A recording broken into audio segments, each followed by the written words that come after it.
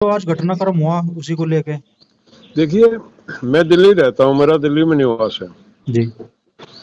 और कोई अगर पुलिस को रिक्वायरमेंट है तो दिल्ली में कोई, मैं भगोड़ा तो हूँ नहीं, जी। रेड कॉर्नर तो उनके जारी होते हैं। जी। जो आदमी भगोड़ा हो, पुलिस को मिल नहीं रहा हो। जी। मैं तो फील्ड में रहता हूँ जी। और मुझे कोई संपर्क ना करे, कोई बताए नहीं पुलिस की लोकल अथॉरिटी, जी। और सीधा रेड कॉर्नर जारी करके एयरपोर्ट पर डिटेन कराए। जी। तो ये रवैया समझ में नहीं आया कि हरेसमेंट थी या क्या था ये। पहले तो मान लो पूरा जो घटनाक्रम हुआ आज का उसके बारे में जानना चाहूंगा जी। हम्म आप दिल्ली वो एयरपोर्ट पे आपको हमारा हिरासत में लेगा क्या? अंतर्राष्ट्रीय सम्मेलन था। जी। उसमें हम उत्तर भारत से 8 लोग जा रहे थे, 4 महिलाएं 4 पुरुष। जी। और 4 में भी 2 युवक थे जी। और 2 लोग हम थे। जी। तो हमारा बैलेंस बना के जाते हैं हम सब। जी।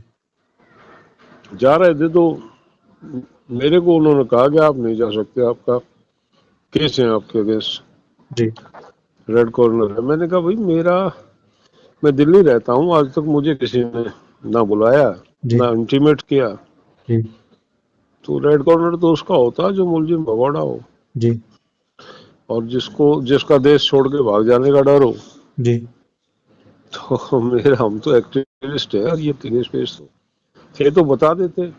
जी। अच्छा, उसके बाद जैसा राकेश टिकैत जी ने कॉल दी सभी जगह टोल जाम करने की, उसके बाद आप रिहा हुए तो सरकार ने दबाव माना फिर किसानों का? हाँ, उसके बाद वो एक्शन में आए और उसके बाद छोड़ दिया उन्होंने। आप इस पूरी कार्रवाई को किस तरीके से देखते हैं? सरकार की इस कार्रवाई को आप नहीं, किस कहीं तरीके ना से? कहीं सरकार जो है जी। आंदोलन को, मतलब एक भय बैठाना चाहते हैं आंदोलन में। जी। अभी जैसा चंडीगढ़ में भी काफी जगह पे किसानों ने अपना दोबारा से एमएसपी की मांग को लेकर प्रदर्शन किया है, जो लड़ाई शुरू की है। क्या मान रहे हैं कि भाई सरकार उसी आंदोलन को उसी मूवमेंट को देख कर इस तरह की कार्रवाई कर रही है? कहीं ना कहीं किसान के मनोबल को तोड़ने का प्रयास है। जी।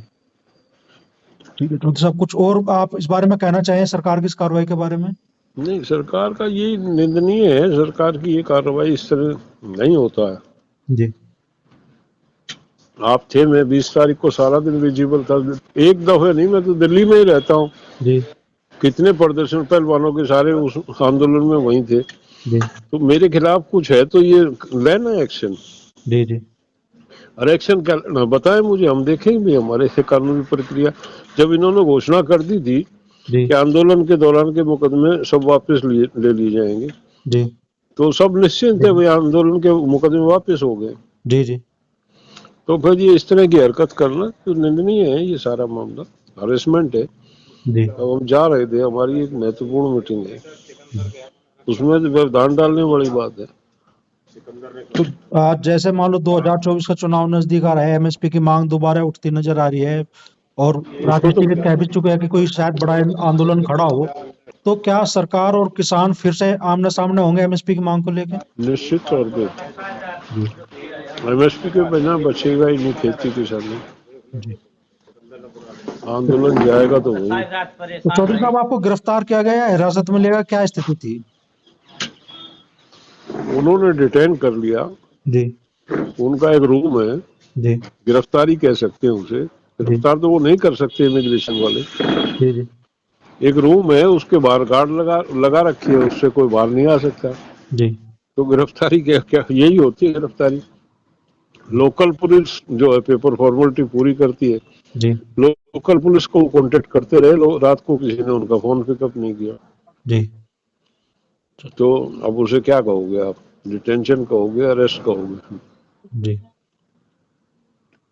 आपको एक सेपरेट रूम जो वहां बना रखा, डिपोर्ट करने को बोलते हैं उसे, डिपोर्ट रूम, जी। जी।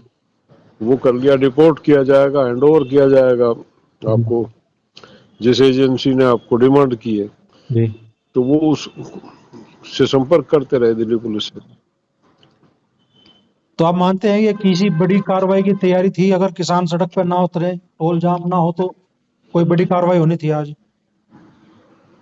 हो सकती थी।